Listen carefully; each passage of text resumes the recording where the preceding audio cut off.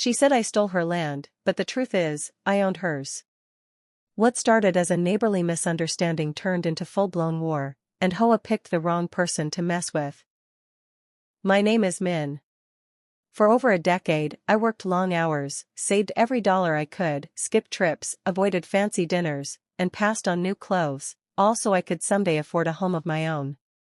That day finally came when I bought a quaint little house in a quiet California suburb. It wasn't luxurious, but it had everything I needed: a small garden, a sturdy roof, and a white wooden fence that framed the backyard. It was my dream.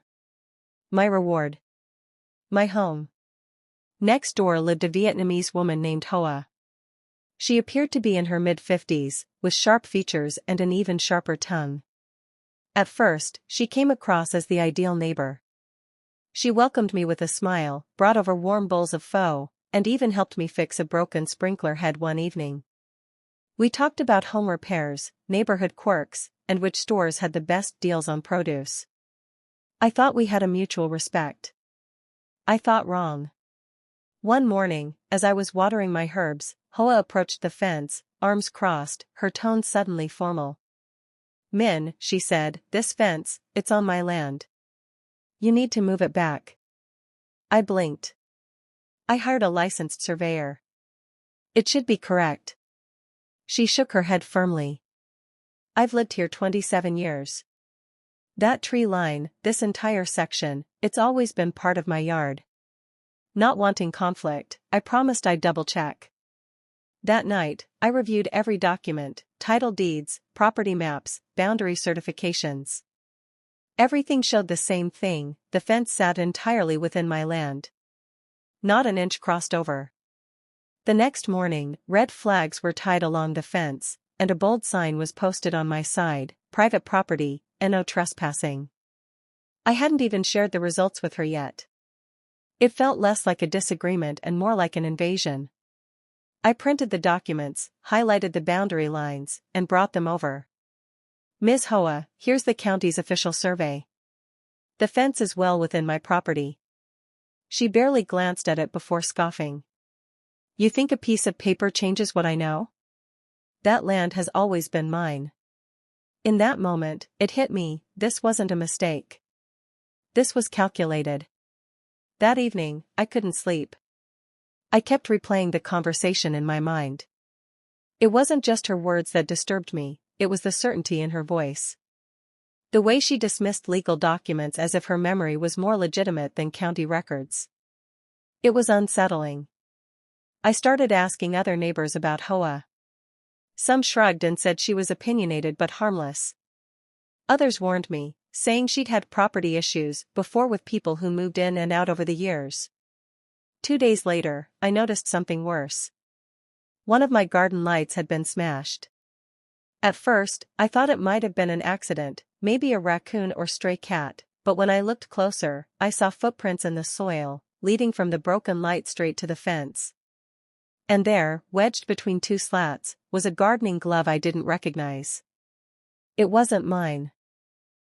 I took photos, printed out everything: survey maps, damage, glove, and filed a report with the local authorities. They said it was a civil matter unless it escalated. I asked what counted as escalation. "Trespassing, threats, or damage," the officer said. I just nodded, unsure if I felt reassured or more anxious. I installed security cameras that same afternoon. I didn't want trouble, but I wasn't about to let my home be taken piece by piece. 2 nights after installing the cameras, I caught Hoa on video. The footage showed her entering my backyard just after midnight, flashlight in hand. She didn't even try to be discreet. She walked right up to the back corner of the fence, the same corner she had claimed as hers, and planted a tiny red flag into the soil. Then, bizarrely, she stood there for nearly 10 minutes, staring at the ground like she was performing a ritual. I watched the recording in disbelief. This wasn't just a neighborly dispute anymore. This was obsession. The next morning, I printed stills from the video and added them to my growing folder. I went to the sheriff's office again, this time with clearer evidence. The deputy who reviewed the footage shook his head. "She's trespassing, all right. You've got enough here to file for a restraining order, or at the very least, a formal complaint. I was torn. Part of me still hoped this would blow over. Filing a complaint would escalate everything. But another part of me, the logical part, knew that doing nothing was enabling her. I filed the complaint. Within a week, I received a notice in the mail. Hoa had filed a counterclaim against me, alleging that I had stolen her land and was using fraudulent documents to justify it. She included photos of her backyard from 10 years ago, trying to argue that the area behind my fence had once been part of her garden. The pictures were blurry and unconvincing, but the message was clear: she wasn't going to back down. Things began to spiral quickly. Hoa started showing up near the property line with a tape measure, pacing and muttering to herself. She would take pictures of my backyard, zooming in aggressively through the slats of my fence. I put up a privacy screen. She raised a ladder to peek over it. I called the police again. This time, they warned her directly. Any further harassment, they told her, and we'll take more serious action. She didn't say a word, just glared at me as the officer walked away. That glare stayed with me the rest of the night. A few days later, a local land use inspector came by. We received an anonymous tip, he said, that you built your fence on public land. I showed him all my permits and the survey documents again. He nodded. You're fine. But someone's clearly trying to cause trouble. That evening, I sat on my porch and watched her as she stood by the edge of her driveway, arms folded, staring straight at my home. I didn't wave. She didn't blink. Later that night, someone knocked over my mailbox. The camera caught only a shadow, but I knew in my gut who it was. I made a decision: I was done playing defense. I called my lawyer the next morning. My lawyer, Mr. Davidson, was a seasoned real estate attorney who'd seen his share of property feuds. After reviewing my documents and surveillance footage, he said, "This is harassment, Min. If she continues, we can seek an injunction or even damages." I felt both reassured and disturbed. I didn't want to sue my neighbor, but I couldn't let her keep pushing me around. We drafted a formal cease and desist letter, attaching copies of the boundary survey and video stills. The letter was delivered to her doorstep the next morning. I watched from inside as she read it. Her expression was unreadable at first, then she tore the letter in half, dropped it on the ground, and walked back inside without saying a word. I thought the cease and desist letter would make her stop. I really did. But the silence that followed wasn't relief, it was eerie. A week passed without incident, then another. I started to think maybe it was over. Then came the letter. It was handwritten in tight, slanted Vietnamese and slipped under my door late one night. I could barely read the script, but the message was chilling: if you don't move your fence, your house won't stand much longer. No name. No return address. But I knew exactly who had sent it. I brought the letter to the police. They took it seriously this time. With the past complaints, the video, and now a written threat, they opened an official investigation. I felt a flicker of hope. Maybe this nightmare was finally reaching its turning point.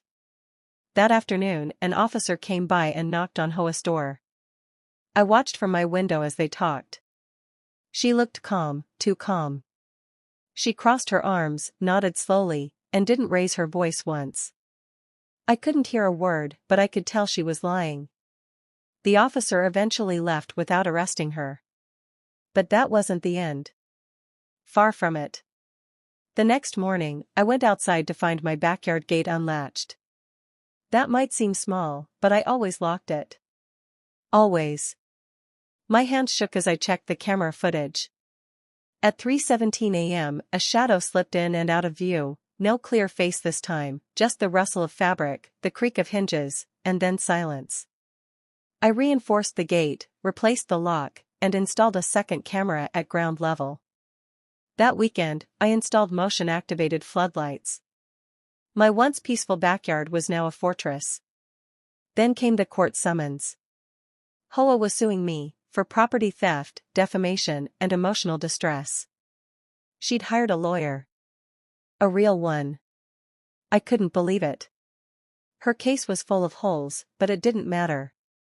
I had to respond. I had to show up. And it meant more money, more time, and more stress. My lawyer assured me we had the stronger case. We've got documents. We've got evidence. Let her try. But even he looked tense. This wasn't just legal, it was psychological warfare. I stopped going out. I avoided neighbors. Some looked at me with pity, others with suspicion. I hated it. I hated how this woman, with her fake smiles and sharpened lies, had turned my sanctuary into a battleground. I used to find joy in trimming my bonsai trees. Now, every snip felt like a fight. Every wind chime's ring made me flinch. I barely slept. And then came the fire. It started in the compost bin behind my shed. Flames danced in the shadows just before dawn, setting off the camera alerts on my phone. I bolted outside, grabbed the hose, and sprayed until the fire hissed and smoked. The damage was minor, but it could have been catastrophic. If the flames had caught the dry grass or the wooden siding, my entire house could have gone up. The fire department arrived within minutes. They confirmed it was arson. Someone had poured lighter fluid over cardboard and ignited it. "You're lucky you caught it early," one firefighter said. This was no accident. I handed over the footage again. A blurry figure in a hoodie had crept into my yard around 4:06 a.m. Same height. Same gait. I didn't need a face to know who it was. That was the final straw. My lawyer filed for a restraining order immediately. The court date was fast-tracked given the threat level. Hoa denied everything, showing up to court with a calm face, her hair neatly pinned back, wearing a pearl necklace like she was attending a tea party. She claimed the fire must have been caused by a careless raccoon and that I was obsessed with blaming her. Her lawyer presented a few weak counterpoints, mostly focused on supposed cultural misunderstandings. It didn't hold up. The judge wasn't fooled.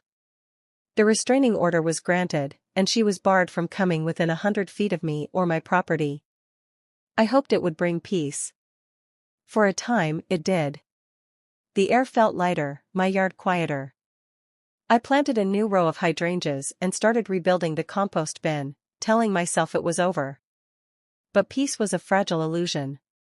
One Saturday morning, I received a letter from the city. It stated that my property was under review for possible boundary violations due to a new claim submitted by a concerned neighbor. I called the zoning department. It was Mrs. Nguyen, they confirmed, barely masking their exhaustion. "This is the third complaint she's filed in a month." I faxed them the same survey documents again. The official sighed and said, "Your paperwork's clean. We'll close the case, but she's persistent." Persistent didn't begin to cover it. Hoa had now taken to walking laps around the block multiple times a day, glaring at my house every time she passed.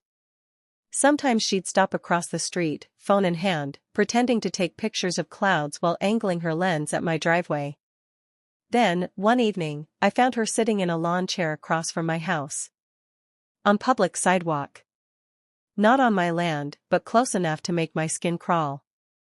She wore sunglasses and didn't move, didn't speak, just watched. I called the police again. They came, took a report, but said technically she wasn't violating the restraining order. "She's pushing the limits," one officer said, "but unless she steps onto your property, our hands are tied." I couldn't believe this was my life now, being surveilled by someone who should have never had a reason to hate me. All because I bought a home with a clean deed and a line on a map she didn't like. The next day, an envelope arrived in my mailbox with no return address. Inside was a single Polaroid photo, my bedroom window, taken from outside. Below it, written in sharp red ink, "Nice curtains." That was it. I couldn't pretend this was just a feud anymore. This was stalking. Psychological warfare. I printed the photo and took it straight to the sheriff's department. They looked at it, brows furrowed. One of them muttered, "This is getting out of hand." They added the photo to the case file but again reminded me that unless she trespassed or violated the order, their options were limited. So I took matters into my own hands. I upgraded my security system, 24-hour monitoring, night vision cameras, panic buttons. I reinforced all windows and doors. I even adopted a large rescue dog from the shelter, a gentle mastiff named Bruno, who became my shadow. His low growl at the front door gave me comfort I hadn't felt in months. That night, I couldn't sleep. Every creak felt louder. Every gust of wind felt like breath on the window. I sat up with a cup of tea, Bruno at my feet, watching the monitors. And then, at exactly 3:12 a.m., motion on camera 4. A figure in the shadows, creeping past my side yard. I froze. But this time, Bruno didn't bark. He just stood, staring at the screen with quiet intensity, as if he recognized the threat. I held my breath. The figure lingered by the corner of the shed, then slipped away into the night like smoke. I sent the footage to the sheriff's office, again. They filed it away, again. Still not a violation, the deputy said with a tired voice. She's not stepping onto your property. I was done playing defense. If she wanted to make this about territory, about land, then I'd go straight to the heart of it. My lawyer and I dug deep. Deeper than before. We pulled old municipal records, plat maps, HOA meeting notes from the late 90s. And there it was, a clerical error. A 10-foot wide strip of land behind both our properties that was never formally transferred in HOA's original deed. It still legally belonged to the developer, who happened to have defaulted in 2008. That land, by technicality, was part of an unclaimed asset lot. It took weeks, but I bought it. Legally. Quietly. I now owned the strip of land that ran behind her entire backyard. It wasn't much, just 10 feet wide and overgrown, but it meant everything. Because her fence? Her prized koi pond? Her back patio? All built on land that no longer belonged to her. I didn't say a word.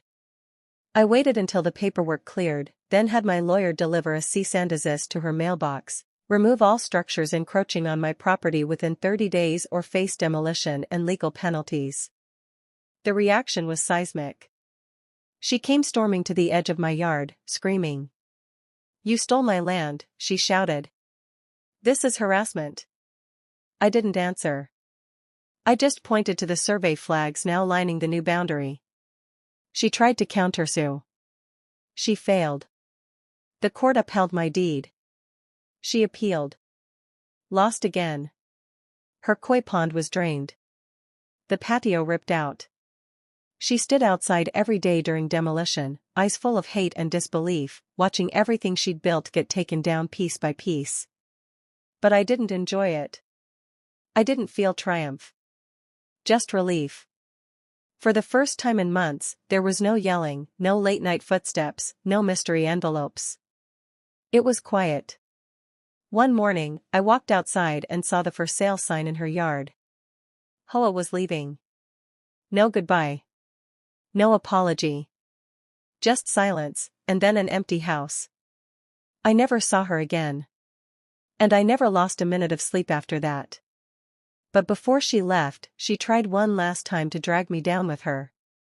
A final complaint to the HOA, claiming I was abusing property rights and engaging in acts of retaliation. The board reviewed it. They laughed. One member even called me privately to apologize for ever doubting me in the first place. It turned out I wasn't the only one she'd harassed over the years. 2 other neighbors came forward with stories, threats about trash cans, arguments over shared fences, constant accusations. She'd just never gone this far before. The neighborhood began to thaw. People waved again. One neighbor baked me cookies. Another offered to help replant my garden, which had been neglected for months during the madness. For the first time since moving in, it actually felt like home. And Bruno? He finally got to relax. He lay on the deck in the sun without a single low growl. He slept soundly at night. We both did. Still, I kept the cameras up. Just in case. The memory of being watched, followed, manipulated, it doesn't go away overnight.